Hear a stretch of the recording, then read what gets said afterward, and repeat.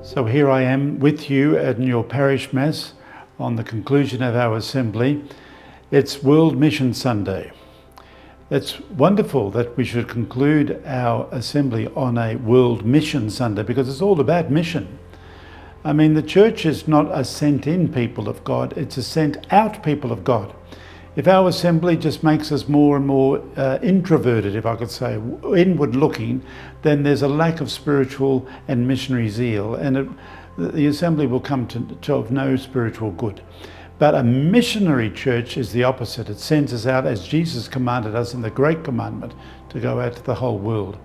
Now, in today's Gospel from Mark 10, we can learn from the mistakes of two of the greatest of the apostles, James and John. Their mistake was they were confusing leadership with power and not service. They were conniving, in a sense, on who's going to be the greatest. But Jesus just looks at them quietly and he says to them a very, very beautiful question, which I believe Jesus is asking us on this day, on this Sunday. And he asked them and he asks us, "What would you like me to do for you?"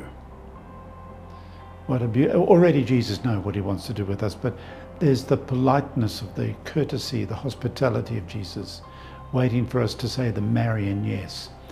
And if we were to be asked that question by Jesus, I think in the first instance, we would want to say back to Jesus the following: Jesus, please make of us a truly synodal archdiocese. O Lord, make of us a truly synodal archdiocese. Well, in a sense, over this weekend, we've already made a good start, and in the weekends, the weeks before it, the round tables and everything about learning to be synodal and learning what that word even means. We've made a start, and I think that's great. We've made a start, we've had the experience of conversation in the Spirit, we're starting to know what that means. And we've been able to learn a little bit more about what baptism means and the implications of baptism, particularly for charisms, and what that word means too. A new vocabulary, something that we've got to unpack in the years ahead, but we're with the entire church on doing this, because in the Plenary Council of Australia and now in the Second Synod International of Synodality, these words are used all the time. So it's a point of arrival, and at the same time, it's a point of departure.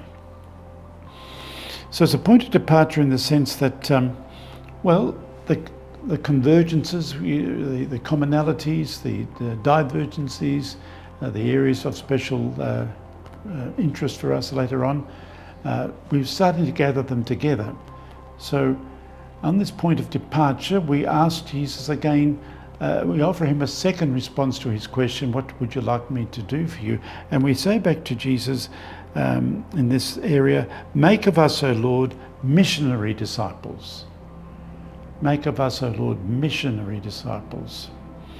And on this Mission Sunday, we think about that. So as we go back to our parishes at the end now of the first of what will clearly be several assemblies in the years ahead, we start to ask ourselves, what could we do locally? What should we be locally?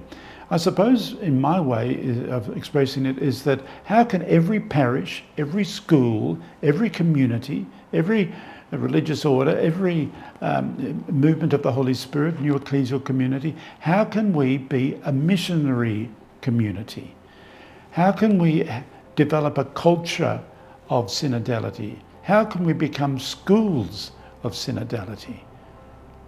That's what's asking of us. It's easy now on the big scale, the whole archdiocesan scale, but it's got to also affect what happens back home, back in your parish. So it's not business as usual, it's something completely new, but wonderfully exciting. It's something that the Holy Spirit's truly asking of us. It's not a program, it's not some sort of year of, it's an actual way of living out what we're called to be the sons and daughters of God through our baptism. I'm very excited about this, and I hope you too can feel the joy and the hope that this wonderful wave of the Holy Spirit's happening in our Archdiocese. So some things, suggestions are coming forward. For instance, could we do a lot more with the RCIA, the Rite of Christian Initiation of Adults, on not just welcoming new Catholics, that word can often be very passive, but actually inviting people into our parishes. Another comment or suggestion, which I think has got great merit, is that what would happen if every Mass-going Catholic could pick out, say, 5 of their friends and start to subtly, lovingly, gently engaging with them on trying to bring them back to the practice of their faith, or even into the faith itself.